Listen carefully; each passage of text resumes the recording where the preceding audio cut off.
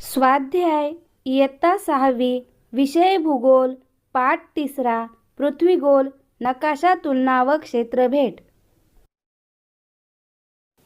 1. द्विमित व त्रिमित साधनांची वैशिष्ट्ये कोणती?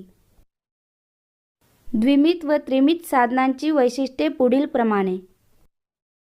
द्विमित साधनांना लांबी व रुंदी या 2 मिती असतात. या उलट त्रिमित साधनांना लांबी, रुंदी व उंची या 3 मिती असतात.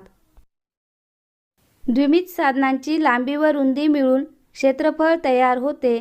या उलट त्रिमित साधनांचे लांबी, रुंदी व उंची मिळून घनफळ तयार होते. 2. अगदी छोट्या पृथ्वीगोलावर कोणकोणत्या बाबी दाखवता येतील? अगदी छोट्या पृथ्वीगोलावर अक्षवृत्ते व रेखावृत्ते दाखवता येतील. पृथ्वीवरील विविध देश, बेटे, आखात, उपसागर, सागर व महासागरेही दाखवता येतील. 3.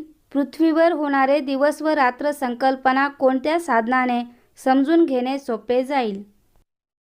पृथ्वीवर होणारे दिवस व रात्र संकल्पना पृथ्वीगोल या साधनाने समजून घेणे सोपे जाईल.